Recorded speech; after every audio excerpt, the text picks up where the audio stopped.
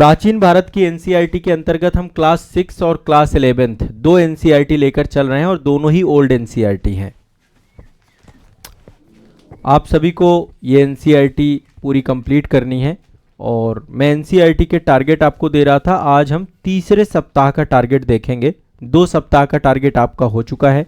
Class 11 की जो NCERT है ये प्राचीन भारत की रामशरण शर्मा जी की है और जो आपकी ये एनसीईआरटी है प्राचीन भारत की क्लास 6 की, ये रोमिला थापर जी की एनसीईआरटी है। ठीक है, तो इन दोनों एनसीईआरटी को एक साथ आपको लेकर के चलना है। अभी तक 2 सप्ताह के टारगेट में आपने क्या क्या पढ़ा है देखिए। पहले सप्ताह के टारगेट में आपने रोमिला थापर जी की थी और इसकी थी। इसमें क्या क्या पढ़ा है आपने? पहले वाले में आदिम मानव करके एक चैप्टर था, उसे आपको पढ़ना था। दूसरा आपका नगर जीवन का आरंभ था, ये चैप्टर आपको पढ़ना था। और इसमें जो है प्राचीन भारत के ओल्ड एनसीईआरटी में यहाँ पर मैंने टॉपिक आपको दिए थे सारे के सारे। रामशरण शर्मा में प्राचीन भारत का इतिहास का महत्व, प्राचीन भारत इतिहास, आधुनिक लेखक, ये सब आपने टोटल 14 मतलब क्लास 11 की आपके टोटल चैप्टर नंबर 14 तक आपने कर लिया और क्लास 6 के एनसीईआरटी में चैप्टर नंबर 5 तक कर लिया है। अब क्लास 6 की एनसीईआरटी में आप चैप्टर नंबर 6 और चैप्टर नंबर 7 और चैप्टर नंबर, यहां पे मैं लिख देता हूं, क्लास 6 की एनसीईआरटी में ये दोनों मैच करके पढ़ना है। ठीक है, मैच करके पढ़ना है, इसी के आधार पे मैं आपको दे रहा हूं।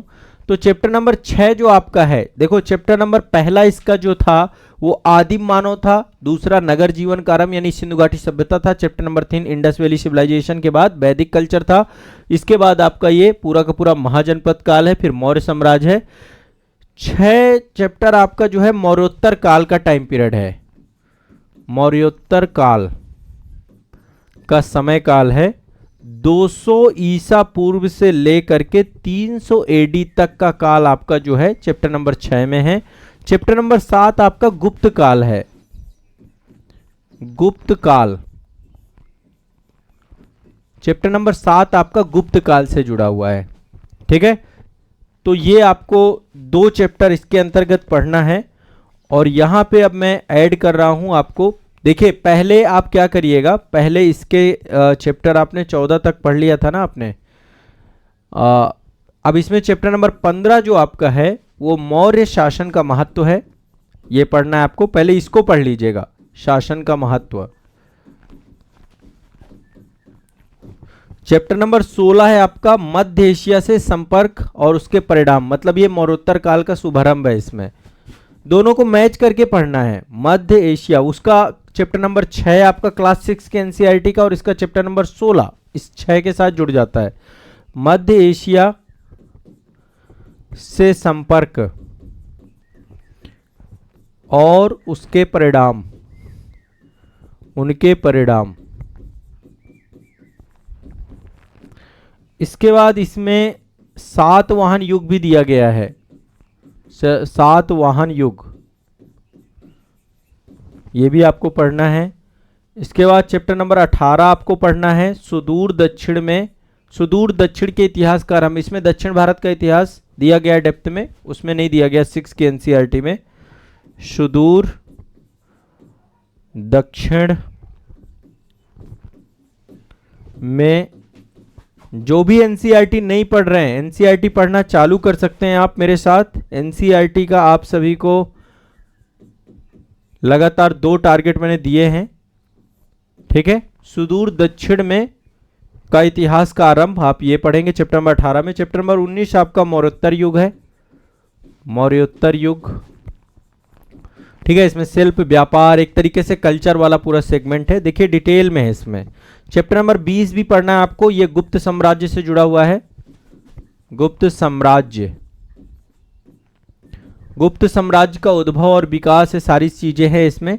चैप्टर नंबर 21 में गुप्त काल का जीवन है आपका, गुप्त काल का जीवन। तो दोनों को पहले आप 6 की एनसीईआरटी से टॉपिक को पढ़ें, फिर 11th की एनसीईआरटी से टॉपिक को पढ़ें। बस इतना ही अभी आपको दूंगा, बस इसके बाद लास्ट रहेगा, इसके बाद फिर हमारा कंप्लीट हो जाएगा। एक टारगेट और रहेगा, ये दोनों एनसीईआरटी कंप्लीट हो जाएंगी। मर्ज करके आपने दोनों एनसीईआरटी को पढ़ लिया इस आधार पे। तो ये इतना आप कंप्लीट कर लीजिएगा। इसके बाद अगला टारगेट मैं जल्द ही आपको दूंगा। ये आपका यहाँ तक कंप्लीट आपने कर लिया था, ये तीसरे वीक का है, तीसरे वीक का टारगेट है, वीक 3, और इसमें भी वीक 3 आपका ये है, मरणोत्तर काल और गुप्त काल। तो चैप्टर नंबर 6 और 7 ये दो तो आपको पढ़ना है क्लास 6 की एनसीईआरटी से, और चैप्टर 15 से लेकर के चैप्टर 21 तक आपको पढ़ना है क्लास 11th की एनसीईआरटी से। बहुत सारगर्भित और बहुत ही शानदार जानकारी आपको इस एनसीईआरटी में मिलने वाली है। ठीक है, तो ये आपका एनसीईआरटी का टारगेट है। सभी लोग एनसीईआरटी के टारगेट को जरूर पूरा करें। ठीक है, चलिए।